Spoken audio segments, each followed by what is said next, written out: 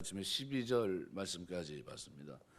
어떤 길은 사람이 보기에 바르나 필경은 사망의 길이다. 반드시 사망의 길이 된다는 거죠. 끝에는 이런 뜻입니다. 그런데 13절에 보시면은 웃을 때에도 마음의 슬픔이 있고 즐거움의 끝에도 이렇게 되어 있어요. 끝에도 그다음에 12절의 필경은 같은 단어입니다. 그래서 12절 말씀을 13절이 보충하고 있습니다. 보충하는 내용입니다. 그래서 모든 사람에게 해당되는 게 아니라 12절에서 묘사하고 있는, 그러니까 자기 판단에 따라 바른 길을 걷는다 하면서도 결국은 필경, 사망으로 이끄는 길을 걷는 사람들이 경험할 수밖에 없는 자기 기만을 묘사한 겁니다. 그래서 12절 어떤 길은 사람의 보기에 바르나 필경은 사망의 길이니라. 그죠? 어떤 길입니까?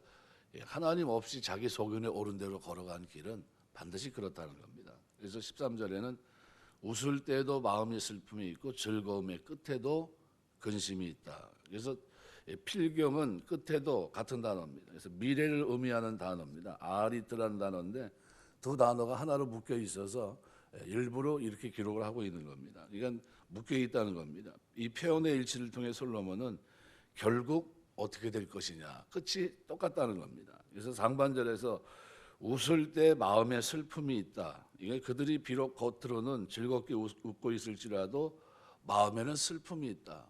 뭐 없는 사람들이 그렇습니까? 하나님 없는 사람들의 삶을 얘기하는 겁니다. 웃을 때도, 그죠? 심지어 웃을 때에도 이런 뜻입니다. 그럼에도 불구하고 그러나 불변사가 포함되어 있습니다. 또 하반절에서는 즐거움의 끝에도 근심이 있습니다. 그래서 12절 마찬가지로 처음의 의도와 예상했던 바는 전혀 다른 결과가 이루어진다는 겁니다. 바른 길로 알고 갔는데 결국은 뭐예요? 사망이고, 지금은 즐거움을 누리고 있는데 결국은 근심으로 맞춰진다는 겁니다. 이거 끝이 어때요? 안 좋다는 거예요. 필경은 끝이 안 좋다 이 얘기입니다. 그래서 앞선 12절과 13절이 연속되는 반복 표현을 통해서 솔로몬은 하나님을 경외하지 않고 자기의 판단, 자기의 소견대로 사는 사람이 어떠한 결말에 이르게 되는지를 분명히 보여줍니다. 우리가 살아가는 동안 하나님 말씀 붙잡고 경외하며 살게 되시길 주의 이름으로 축원합니다. 오직 말씀을 붙잡고 사는 게 신앙생활입니다. 사람의 생각이 좋은 대로 판단으로 살아가는 게 아닙니다. 그 판단은 결국은 어때요? 끝이 안 좋습니다. 끝이. 살아가는 동안에도 근심이 있고 그 끝은 분명합니다. 그래서 13절, 12절, 13절에서 바로 그 부분을 설명합니다. 사망의 길이다, 근심이 있다. 그러니까 누가 하나님 없는 길이 그렇다는 겁니다.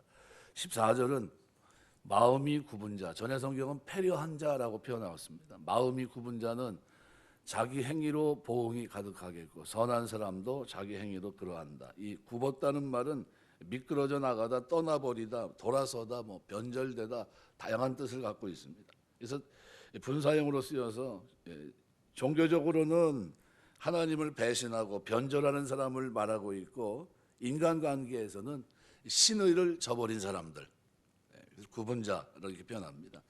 자기 행위로부터 오는 보응에 만족하게 된다. 그래서 이 보응에 만족하게 된다는 말은 음식물을 먹어서 만족하는 걸 얘기합니다. 그러니까 이게 만족하다, 어떤 풍성하다, 넘치다라는 의미로도 확장돼서 쓰이는 그런 단어인데, 그러니까 보응은, 여기서 말하는 보응은 행위의 결과로 나타나는 어떤 심판적인 그런 보응을 의미하는 것이 아니라 행위 그 자체에서 파생되는 여러 가지 현상들을 얘기하고 있는 겁니다.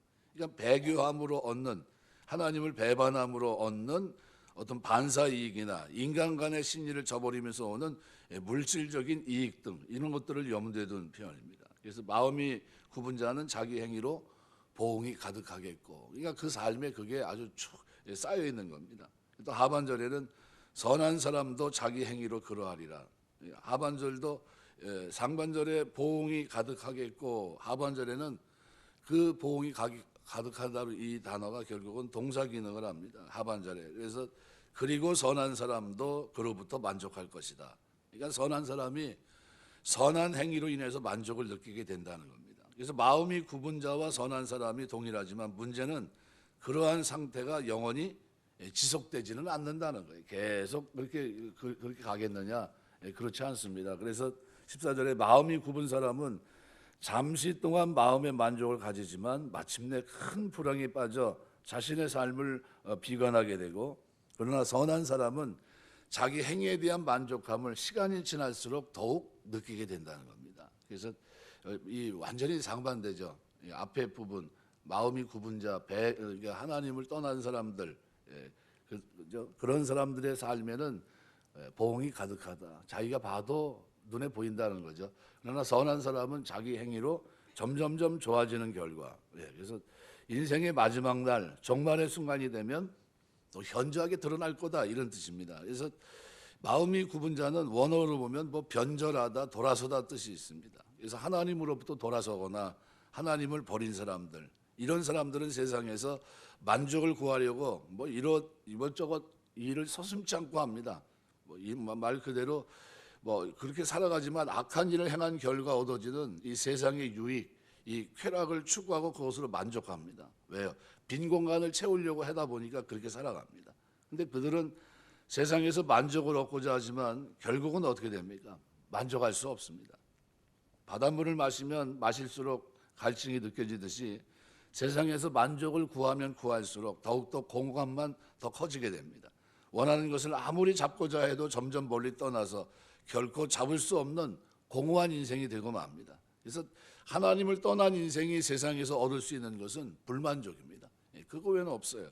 그러니까 얻을 수 없는 만족, 평안을 얻고자 그들은 온갖 악을 행하고 방탕함과 패역함 가운데 빠지면서 결국에는 하나님의 멸망과 심판에 이르게 됩니다. 그래서 마음이 굽은 자는 그것 자체가 뭡니까? 궁극적으로 그들이 받을 보응입니다. 여기에 비해서 선한 사람은 그의 소망을 하나님 앞에 두고 정직하고 바른 길을 행하기 때문에 하나님이 주시는 참되고 영원한 상급을 받게 됩니다. 선한 삶을 살아가는 사람은 악인들과 같은 삶의 대가를 추구하지 않습니다. 선한 삶을 살아갈 때 얻게 되는 기쁨, 그로부터 오는 신령한 쾌락을 즐기면서 그것에 만족합니다. 따라서 이러한 자들은 이 세상에서 다른 사람들이 누릴 수 없는 크고 기이한 즐거움, 만족을 누리게 됩니다. 왜냐하면 인생의 참 만족과 기쁨이 되신 하나님께서 그들과 함께 하시기 때문에, 의의 길을 걷기 때문입니다. 그래서 궁극적인 축복과 구원은 심판의 때 주어지는 것이지만 그 이전에도 충분히 예수 그리스도 안에서 참 만족의 삶을 살아가게 된다는 겁니다. 우리가 인생의 최고의 기쁨, 무엇이 가장 큰 즐거움이냐는 거죠. 이게 몰래 먹은 사과가 맛이 있다고 죄와 불법, 육신의 쾌락을 인생의 최고의 기쁨으로 여기며 실제로 그러한 육적 열매로 만족하며 산다면 그래서 결국은 어떻게 됩니까? 다 부질없는 짓이라는 겁니다. 사라져버릴 안개와 같은 것이고 그러한 것들을 추구한다면 결국은 파멸에 이르게 된다, 이런 얘기입니다. 그래서 선을 추구하고 그것을 우리가 살아가는 동안 우리 신앙생활에 여러분의 기쁨으로 삼게 되시길 주의 이름으로 축원합니다. 이게 예수 믿는 겁니다. 살아가면서 뭐 악을 행하는데 즐기는 지난날의 짐승 같은 삶이었다면 이제는 뭡니까? 양 같은 삶이 돼요. 진리의 의 가운데 살아가는 하나님 말씀 앞에 순종하고 충성하고 절제하며 사는 그 삶이 그리스도인들의 삶입니다. 그래서 선을 추구하고 그것을 기쁨으로 삼고 어려움 속에서도 순결한 믿음을 고수하고 삶의 이런 선한 열매가 맺어질 때 바로 그것이 하나님 앞에 복입니다. 그래서 갈라디아서 6장 8절에 보면 자기 육체를 위하여 심는 자는 육체로부터 썩어진 것을 거두고 성령을 위하여 심는 자는 성령으로부터 영생을 거두리라. 그래서 읽을 때도 몸과 육체가 다르다는 걸 여러분이 꼭 이해하셔야 됩니다. 육체는 뭡니까? 세상 가치관을 쫓아가는 방탕한 그런 모습으로 우리가 표현할 수 있습니다. 예레미야 2장 19절 보면 내 악이 너를 징계하겠고 내 패역이 너를 책할 것이라. 그런즉 내 하나님 여호와를 버림과 내 속에 나를 경외함이 없는 것이 악이요 고통인 줄 알라. 주 만군의 여호와의 말이니라. 뭐가 고통이냐는 거죠. 여호와를 버린 것이 고통이고 속에 경외하는 것이 없는 것이 고통이라는 겁니다. 그게 악이라는 거예요. 그러니까 우리가 살아가는 동안 하나님 경외하며 사는 게 뭡니까? 축복입니다. 남들이 볼 때는 미련해 보이는 것 같고 매일 겸손히 엎드려 있는 것 같고 힘도 하나도 없는 것 같은데, 그런데 그게 아니라 그 속에 뭐가 있습니까? 세상이 알지 못하는 기쁨, 이것이 충만합니다. 그래서 5절에 보면 15절에 보면 어리석은 자는 온갖 말을 믿으나 슬기로운 자는 자기 행동을 삼가느니라. 이 15절에서 18절까지는 지혜자와 우매자의 상이한 인격적인 대조를 기록하고 있습니다. 오늘 15절 보면 어리석은 자, 패티라는 말은 남의 말에 쉽사리 유혹되거나 동화되고 설득되는 사람을 말합니다. 우리 맨날 어른들이 저 귀가 엷어서 그냥 누가 말해도 다 들어 이런 사람들이 있습니다. 그죠? 이 어리석은 자, 이 열려 있다, 넓다라는 뜻입니다. 유혹하다, 속이다라는 이 단어에서 파생된 겁니다. 그래서 옳고 그름에 대한 판별력이 개발되어 있지 않고 온갖 종류의 유혹에 노출된 미성숙한 단순한 사람 이렇게 지칭합니다. 이러한 사람은 철저한 검증이나 사려 깊은 판단 없이 온갖 말을 다 수용합니다. 그냥 믿어버려요.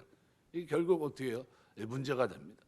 그래서 온갖이란 말은 총체적으로 전적으로 뭐든지 다 받아들인다는 겁니다.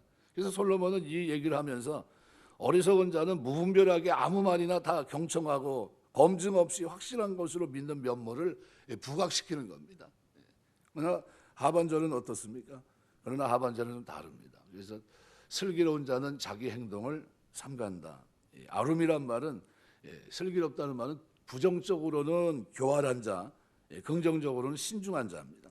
오늘 여기서는 신중한 자로 표현합니다. 그래서 신중한 자는 그죠? 신중한 자는 그러면서 15절에 자기 행동을 삼간다. 자기 행동을 이런 사람들은 듣는 것을 삼갈 뿐만 아니라 행동하는 것도 삼갑니다. 그러니까 주의를 기울인다는 겁니다. 그래서 이 행동을 삼간다는 것은 보행을 말합니다. 걷는 거, 걸음. 그러니까 한 걸음 한 걸음 내딜 때마다 매우 신중하게 살피고 주의를 기울인다. 뿐만 아니라 자신이 걸어가는 그 길에 대한 이해와 지각이 분명한 지혜로운 자의 모습, 그죠? 신중한 자의 모습을 보여주고 있습니다. 우리가 좁은 길 걸어가는데 신중한 겁니다.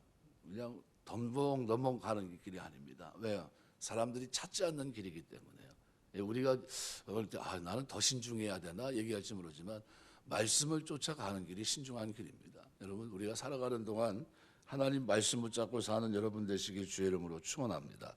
말씀 맺겠습니다. 그래서 끝이 안 좋다는 거예요. 우리가 말한 대로 끝이 안 좋아 그러잖아요. 뭐가 어떤 사람이 끝이 안 좋냐면 하나님 없는 사람, 경외하지 않는 사람 끝이 안 좋습니다. 필경은 끝으로 이렇게 돼 있어요. 그러니까 우리 믿지 않는 자녀들, 믿지 않는 부모님들 계시면 반드시 어떻게 해요? 예수 믿게 하시길 주의 이름으로 축원합니다. 이거보다 더 중요한 게 없습니다. 예수 믿는 거. 그래서 이 웃으면서도 내가 웃는 게 아니야 이런 예들을 많이 하잖아요. 웃는 게 아니야. 뭐 때문에 그럴까요? 여러 가지 이유가 있겠지만 하나님 없는 사람들이 그렇다는 거예요. 그래서 오늘 솔로몬은 그 얘기를 합니다. 웃을 때도 마음에 슬픔이 있고 즐거움의 끝에도 근심이 있고. 이건 뭐가 없어서요? 하나님 없는 삶 자체가 그렇다는 거예요. 그래서 결국은 그렇게 된다. 또한 마음이 굽은 자, 패려한 사람은 자기 행위로 보응이 가득하겠고 선한 사람도 자기 행위로 그러한다. 그래서 점점점 안 좋아지고 점점점 좋아지고 선한 사람은 어때요? 자기 행위가 의롭게 선한 길을 걸어가기 때문에 점점 더 좋아지는 모습으로 나타납니다. 마지막으로 어리석은 자는 온갖 말을 믿지만 그러나 슬기로운 자, 아주 맹철한 사람들은 자기의 행동을 삼간다. 그러니까 우리 신앙생활하면서 전에 신방을 가면 이제 뭐 전도사 때 이제 보통 신방을 많이 하잖아요. 이제 연사님하고 같이 어디 좀 이렇게 다녀왔으면 좋겠다 그러면 이제 가보면 장사하시는 분이 있어요.